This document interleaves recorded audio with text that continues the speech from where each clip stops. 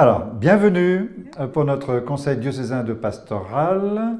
Donc, je voudrais déjà mentionner toutes les personnes présentes. Donc, les membres du conseil diocésain de pastoral qui ont pu venir. Voilà, vous êtes un certain nombre. Les personnes qui nous écoutent en direct, je les salue. Voilà.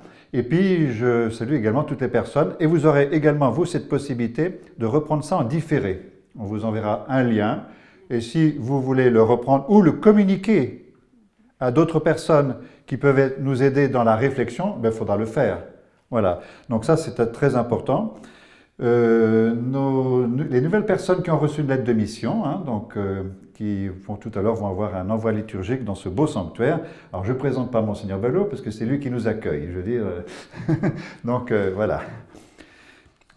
Quand on a pensé à relancer le Conseil diocésain de pastoral pour cette année 2020-2021, la conjoncture n'était pas très bonne, mais on s'est dit on maintenait quand même. Voilà. Donc, on n'est pas le nombre qu'on devrait être, mais je veux dire, nous sommes là et on s'est dit, ça permettait quand même d'amorcer la réflexion. Ce qui nous a permis en même temps de nous dire comment faire pour joindre les personnes qui ne pourraient pas être là. Donc, je reviens à ce que j'ai dit tout à l'heure. Vous êtes en direct ou alors en différé. Et pour nous, ça paraissait important de ne pas supprimer, parce qu'on supprime déjà tellement de choses que d'une certaine manière, on a l'impression que le monde s'est arrêté. Il faut quand même vivre avec, voilà, en ayant quelques règles élémentaires, bien entendu, mais il nous a paru très important. Je remercie donc Fabien et Vianney, qui ont été prévenus mercredi dernier. Donc voilà, je veux dire, c'était très rapide, et vraiment, je les remercie énormément. Voilà. Le numérique, donc on aura l'occasion d'en parler au cours de la soirée. Est-ce que ça renforce les liens? Est-ce que ça éloigne nos liens? Est-ce que ça permet, voilà, de vivre une forme de pastorale? Voilà, c'est un peu tout ce que nous pourrons vivre tout à l'heure et toutes vos questions seront utiles. Je vous rappelle que la date du 12 juin, assez tardive, sera vraiment la matinée de réflexion. Voilà, mais c'est important. Et peut-être qu'avec les moyens que nous avons, on pourra garder justement un lien entre ce jour et le 12 juin. Voilà, on verra. Alors, je vous explique comment ça va se passer cette soirée. Donc, Monseigneur Ballot va donc lancer la réflexion, va nous présenter, et je trouve que c'est très important, ce document sur le dimanche, Une chance, qui est quand même issu de la réflexion que nous avons menée l'année dernière, en 2019 et 2020. Ensuite, nous aurons un apport de Xavier Cottarel et de Marie Rançon et de Natacha, qui sont donc membres du service interdiocésain de la communication. Donc ça nous paraissait important. Ensuite, nous ferons ce que nous avons l'habitude de faire, un lancement liturgique des personnes qui ont donc reçu une nouvelle lettre de mission. Amiens, ça paraît important. Voilà. Nous penserons également à toutes les personnes laïques en mission ecclésiale qui ont arrêté également une mission avec une lettre de mission. Mais la mission pour elles, ces personnes, n'est pas terminée. Donc, c'est une manière de dire maintenant, avec tout ce que vous avez donné, l'acquis, voilà, qui est le vôtre, maintenant, soyez témoins là où vous êtes. Voilà. Après, il y aura une réflexion en petits groupes. Donc, ceux qui sont présents dans cette salle, vous irez dans d'autres salles, mais pas dans cette salle-ci, parce qu'on va continuer l'enregistrement. On vous donnera un questionnaire. Alors, je préfère le dire maintenant. La première partie, n'y passez pas 3/4 d'heure. Vous verrez, c'est marqué pour débuter, pour lancer. Et ensuite, réflexion.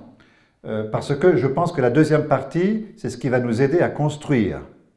Donc, la première partie, elle est faite pour se dire qu'est-ce que ces outils numériques pendant ce confinement, l'après-confinement, comment je l'ai vécu, la pastorale. Mais ensuite, il faut aborder les vraies questions, les questions de sens. Donc, et ça sera important. Et pour ceux qui ne peuvent pas venir, il y aura donc possibilité avec Zoom, pour ceux qui le désirent, on verra s'il y a des personnes, et bien on fera un atelier numérique ici. Voilà. Et puis nous terminerons donc à 22 h. Voilà. Eh bien, il est 20. Je vais donc laisser le micro à Monseigneur Ballot et merci en tout cas d'être présent. Merci et je vous remercie tous d'être là. Et je remercie ceux qui sont présents d'une autre manière par le numérique. Quand Michel a présenté cette soirée, il a dit « Nous avons souhaité ne pas la supprimer, ne pas l'annuler ».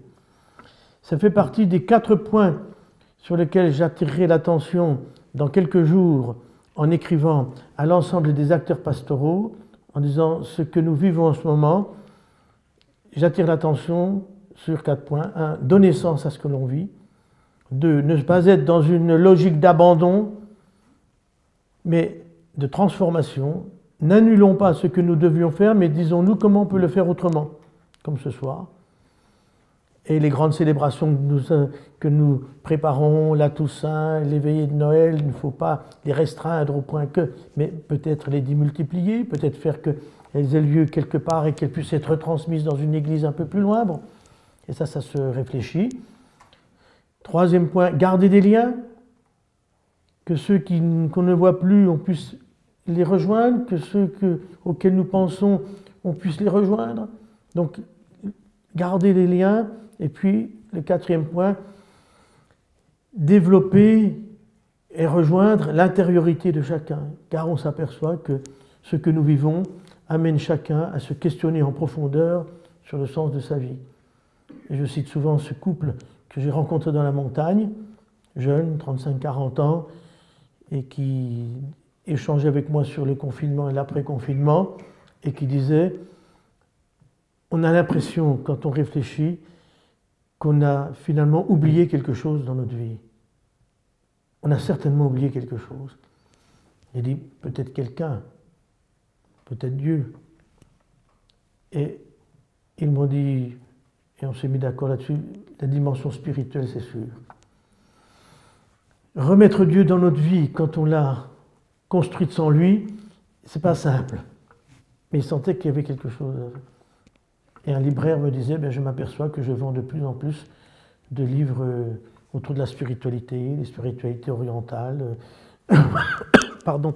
Et on me demande des livres de philosophie, puis on relit un peu plus le Bernanos ou Ellul, qui avait déjà attiré l'attention sur ce à quoi pouvait nous entraîner une logique basée sur les progrès techniques. Et Bernanos, à la fin de la guerre, écrivait La France des robots. Il a eu des phrases très dures en disant « Vous croyez que vous êtes sorti d'une dictature nazie, mais vous êtes entré dans une autre dictature qui est celle des robots. Les machines qui vont vous gouverner. » On voit bien que quand on entend cela, on dit, ça nous questionne et on dit c'est pas si bête que ça. Alors moi, je vais vous parler essentiellement pendant quelques instants de la réflexion que nous avons eue en Conseil diocésain pastoral autour du dimanche. Et cette réflexion que j'ai reprise m'a amené, en lien avec le conseil épiscopal, à rédiger un texte que je vais vous lire et qui vient d'être envoyé à tout le monde et qui s'intitule « Le dimanche, une chance ». Car c'est bien ce que nous avions pu nous dire les uns aux autres quand nous voyons ce que le dimanche pouvait représenter. On disait « mais c'est une chance pour aujourd'hui ». Dans le premier éditorial que j'ai écrit à la sortie du confinement pour le bulletin diocésain Église en Savoie, invitant chacun à habiter ce que j'appelais son point, j'écrivais ceci.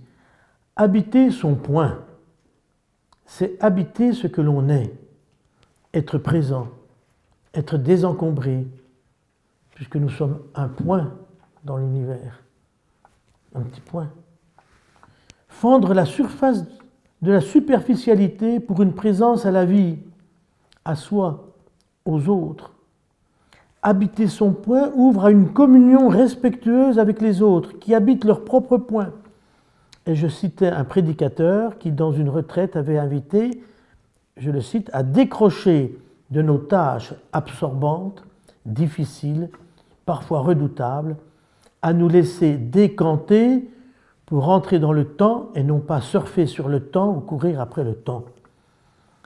C'est la grande leçon que nous devons retirer de la période du confinement, savoir s'arrêter. et déjà savoir ralentir.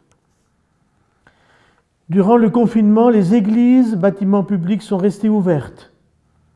Cette ouverture, permise par le gouvernement, était un message clair pour dire qu'il y avait un lieu visible dans nos villages, dans nos quartiers, où toute personne pouvait se rendre pour s'arrêter. Les chaises ou les bancs vides étaient plutôt des bancs ou des chaises disponibles.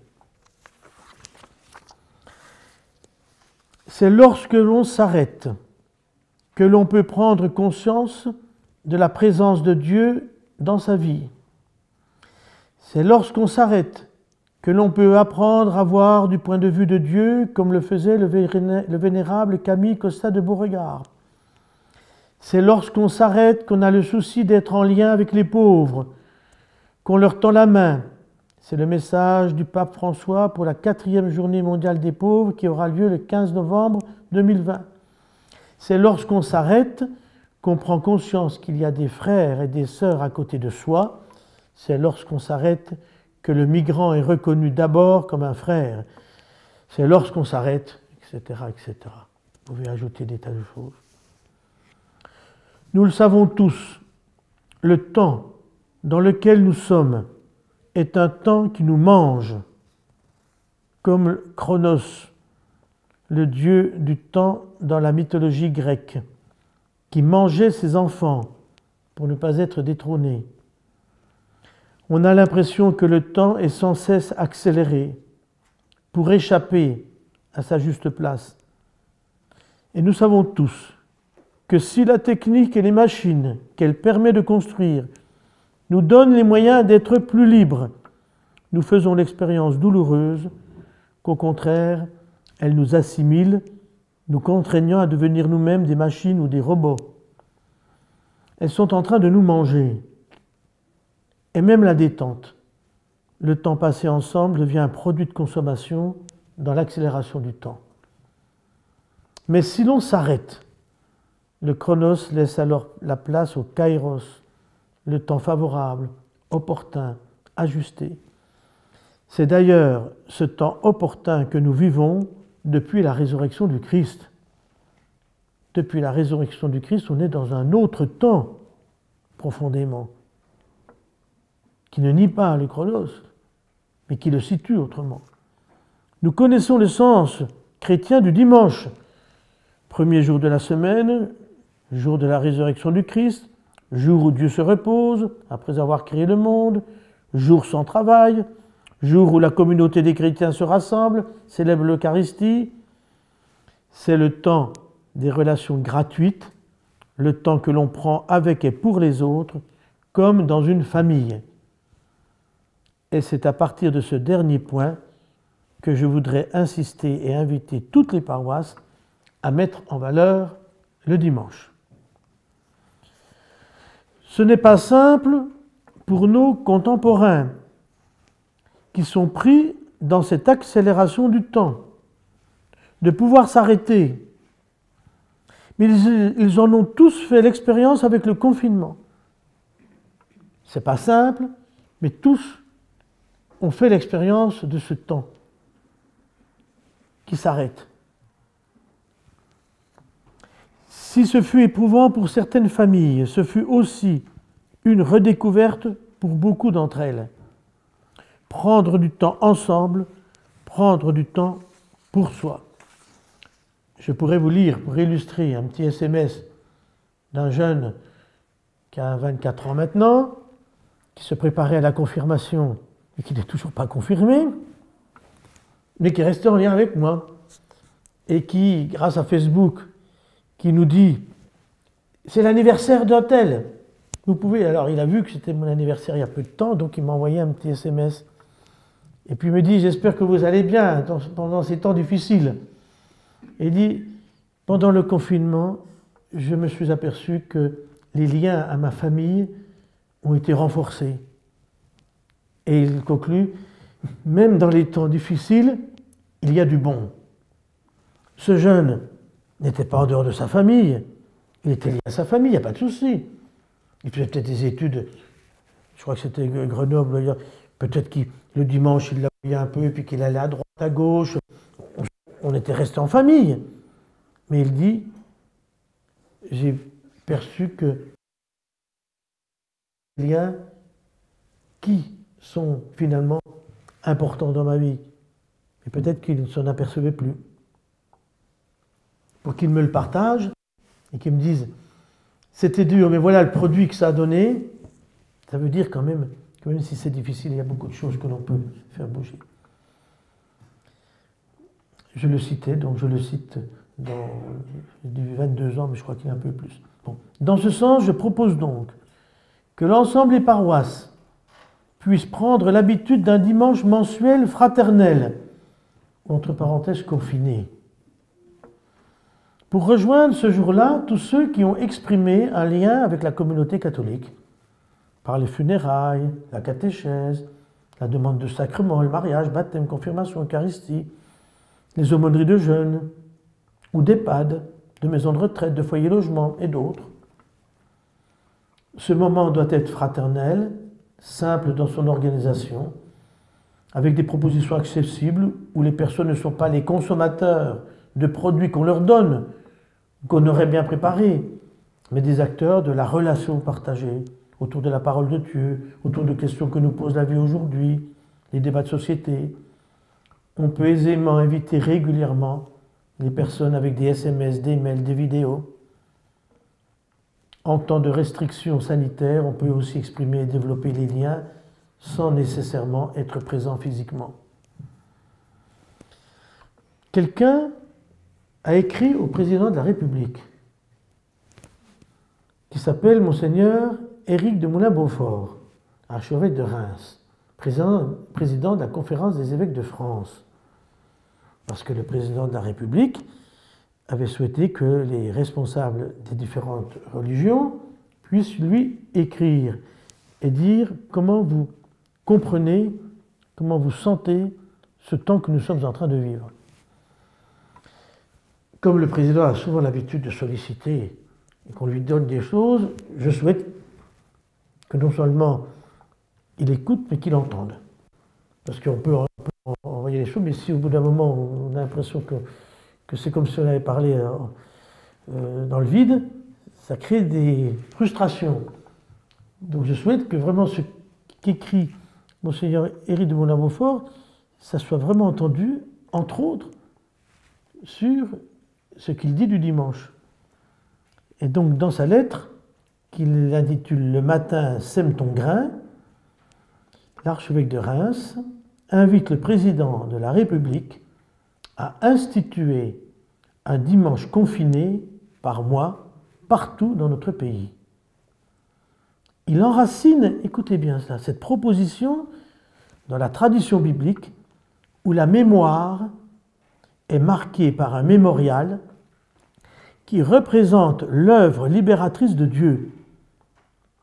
Dans cet esprit, écrit-il, le mémorial de l'épidémie ne doit être ni un musée, ni une journée du souvenir de plus. Et il propose de construire ce mémorial autour de deux directions, le logement. Il dit qu'il faut que les gens soient bien là où ils sont, là où ils vivent, et le repos dominical. Intéressant, il dit ce que nous vivons, nous pourrons en faire mémoire dans l'esprit biblique qui fait qu'on rend présent ce que le Seigneur nous a fait vivre à ce moment-là et qui reste présent. Je le cite. Comment nous aider mutuellement à habiter un temps de calme autrement que par la consommation? Comment apprendre ou réapprendre à regarder la nature, à écouter des bruits qui ne soient pas humains? Le chant du coq, là c'est un peu peut-être conflictuel, le chant de la tourterelle, à supporter le silence. Je suggère, sans doute en un rêve éveillé, qu'une fois par mois, un dimanche soit confiné, entre guillemets, partout dans notre pays. Il développe un dimanche sans voiture ou sans dépasser un certain périmètre, sans commerce, sans travail productif, où tous soient appelés à chercher les activités accessibles à pied, à bicyclette ou en transport en commun. Depuis des années, nous savons qu'il nous faut changer de mode de vie et nous ne le faisons pas. La mise en œuvre d'une telle proposition obligerait à se rendre collectivement capable de proposer des activités culturelles et sportives et religieuses et spirituelles à proximité de tous les quartiers, dans les villes et villages. Si une telle proposition devait se réaliser pour qu'elle ne se transforme pas dans le cauchemar d'une contrainte de plus imposée à tous, il faudrait que ces modalités de réalisation fassent l'objet d'échanges et de délibérations à un niveau local à déterminer. Fin de citation. Maintenant, c'est moi qui parle. Je partage totalement ce rêve éveillé et je crois que nous pouvons déjà le mettre en place à notre niveau. J'invite toutes les paroisses qui ne le vivent pas encore à se concerter avec celles qui déjà vivent ces dimanches fraternels mensuels. Dans un éditorial récent, j'ai évoqué la reconstruction de notre monde en prenant l'image de l'art japonais qui ne met pas à la poubelle un vase qui est cassé, mais qui le reconstruit avec de la laque d'or. Il devient alors une autre œuvre qui intègre l'œuvre passée. Le dimanche est une forme de laque d'or entre nos mains pour nos communautés et notre société. Je souhaite que nous puissions tous bien l'utiliser. Le dimanche est une chance, saisissons-la. Je dois quand même citer mes sources. Et cette image de la laque d'or, je la dois à quelqu'un qui est parmi nous. Il me faut quand même le dire. Sœur Rosette. Sœur Rosette était pendant la grande crise près de Bergame, en Italie. Sœur Rosette, elle était donc pour un chapitre général de leur commune, de leur congrégation, pour prendre les grandes orientations. Et donc, toutes les sœurs qui venaient du monde entier, une vingtaine, une trentaine, elle nous dira, et des jeunes étaient là, et proches d'une communauté de sœurs âgées. Et dès qu'elles commencent leur chapitre, le Covid arrive. Il est là. Elles sont mises en quarantaine. Une sœur meurt, ancienne, une deuxième, une troisième, jusqu'à une dizaine. Quand elles ont fêté Pâques et que j'ai envoyé un petit mot, elles ont mis tous les visages de ces sœurs qui étaient parties. Pour elles, elles étaient dans le cœur de Dieu. Les plus jeunes sont tombés malades. Certaines ont été très touchées. C'était le moment. La sœur Rosette me disait, vous savez, quand on est dans un contexte où on n'entend plus que les cloches, parce que les gens meurent, parce que quand on entend les sirènes d'ambulance, que les coups de téléphone, c'est pour dire, ben voilà, mon grand-père, ma grand-mère, ma tante. Bon. Il y a une atmosphère difficile. Et pourtant, nous avons tenu dans l'espérance. Elle me racontait cela. Et puis, je la raccompagne. C'est le perron, non pas d'Élysée, mais de l'archevêché. Et elle me dit, mais vous savez, vous connaissez l'art japonais? Ben, je ne dis pas plus. Et elle me raconte. Vous voyez, dans l'art japonais, quand quelque chose se brise, ce n'est pas détruit. On le reconstitue avec ces claques d'or, ces filets d'or qui redonnent à l'œuvre quelque chose de nouveau et de très beau. Et cette image, ben, elle m'a habité, puis j'ai fait un deuxième éditorial là-dessus. Et je crois que ce que je dis sur le dimanche, Au-delà, si vous voulez, de simplement, je vous demande de choses à faire, mais oui, je demande aux paroisses d'aller dans ce sens-là. Après, elles iront chacune à leur rythme comme elles pourront, mais c'est avec cet esprit-là. Alors, ce texte, vous allez le recevoir, vos paroisses vont le recevoir, on peut le retravailler. Et puis, j'ai mis en annexe un extrait d'une interview de Monseigneur de Moulin-Beaufort, qui est paru sur le site du Vatican, et il explique comment sa lettre, eh bien, elle a été inspirée par le déroulement de l'Eucharistie. Donc, il vous dira les 4 chapitres et les 4 parties, eh bien, c'est à partir de l'Eucharistie qu'il l'a écrite. Et donc, la première partie, l'idée de mémoire, mémorial, etc. Voilà, donc, vous voyez que sont reprises avec un angle particulier, mais avec une possibilité de concrétisation, la réflexion que nous avons eue avant le confinement, et que le confinement a en quelque sorte confirmé. Après, eh bien, chaque paroisse pourra faire ce qu'elle souhaite. Maintenant, je lance la réflexion et j'introduis la prise de parole de Xavier, de Marie, de Natacha, que j'ai vu comme Marie arriver. Alors, je vais simplement partir de 2 exemples que j'ai vécus pour dire comment je souhaite qu'on réfléchisse pour voir combien le distanciel, comme on dit, est aussi une forme de présentiel, et que nous soyons dans une démarche positive et pas simplement de voir d'abord tous les risques, mais, ces mais qui nous paralysent. Le début septembre, je vais à Modane pour participer au pèlerinage de Notre-Dame du Charmey. 7h15 le matin, nous montons avec quelques-uns et on se retrouve donc au pied de Valfréjus, la station, dans la nature, donc on pouvait être très nombreux, là on était vraiment avec des distances qu'il fallait. Et à la fin de l'homélie, je dis, écoutez, pendant le confinement, nous avons permis à beaucoup de chrétiens de vivre les moments liturgiques qui étaient célébrés sur la paroisse ou au niveau du diocèse. Je souhaite que vous vous rapprochiez durant l'année et assez vite de jeunes pour que dans nos EHPAD de la Maurienne, dans nos foyers logements, dans nos maisons de retraite et chez les personnes isolées, il puisse y avoir un moyen, avec ces outils, de permettre aux personnes de vivre ce pèlerinage avec nous, surtout toutes celles qui l'ont vécu et qui maintenant ne peuvent plus le vivre, y compris quelquefois peut-être des familles. Je continue, après la célébration, il y a le repas.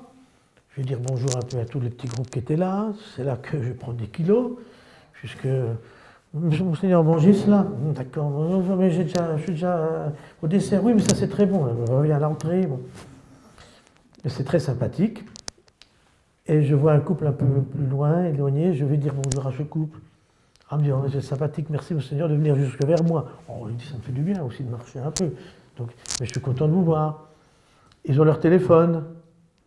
Puis il dit, mais nous sommes en train de parler avec notre fils, Lucas, qui a 24 ans. Puis on lui raconte ce qu'on vient en train de vivre, on échange sur la prière. Puis il nous dit qu'il ne prie pas trop régulièrement le soir, tout ça, mais qu'il prie un peu dans la journée de temps en temps. Et il est en Australie. Et on le voyait sur son téléphone. C'était par WhatsApp. Puis alors je lui dis, 2 mots, Lucas, on échange. Je vous assure que ce n'était pas simplement une image. C'est comme bien lui. Ce n'était pas simplement une forme, un ectoplasme. Et puis la maman dit, oh, vous ne pourriez pas le bénir? J'ai dit, si. Lucas, est-ce que vous voulez que je vous... Ah ben oui, ça me ferait plaisir, ça me toucherait. J'ai dit, Lucas, que le Seigneur te bénisse, qu'il te protège, qu'il te garde dans tout ce que tu fais. Et je lui dis, Lucas, il me dit, oui, la bénédiction vient de partir de Notre-Dame du Charmey. Elle est arrivée en Australie. Elle va plus vite qu'Internet, celle-là. Il a souri. je vous assure que quelque chose se vivait là. Il y avait une communion entre les parents qui avaient pu partager, moi qui arrivais là, et il y avait quelque chose. Il y avait une présence. Et puis, il y a tout ce qui est de l'ordre du télétravail. J'allais à Paris pour le comité canonique, sur les questions canoniques, les questions de droit. 8 heures de train, on me disait, bah, de toute façon, tu peux travailler dans le train, puisque tout est mis avec tes ordinateurs, bon d'accord, pour 4 heures de rencontres, de réunions importantes. Et on était obligé de faire avec la visioconférence. Alors j'ai dit, écoutez, moi, je continue, mais moi, ça sera toujours en visio. Hein. Si vous voulez que je travaille avec vous, sinon, ben, vous trouvez quelqu'un d'autre. Parce que j'ai vu combien je pouvais être présent très facilement. J'ai dit, une fois dans l'année, j'irai quand même à Paris, que vous me voyez, que vous me touchez, vous m'embrassez, vous voyez que je suis en chair et en os. Parce qu'il faut un petit peu de présence. Et je fais la même chose avec la mission de France, où je travaille à la commission qui a été instituée par les évêques. Ben, j'ai dit, je ne veux pas partir 8 heures pour 2. Et j'ai fait l'autre jour, ben, voilà. Quand je vais parler, ben, je fais ça. On me dit, Philippe, tu veux parler? Dis-nous. Ou si je ne parle pas, et toi, qu'est-ce que tu en penses, Philippe? Donc il y a même une manière de donner la parole qui est plus forte.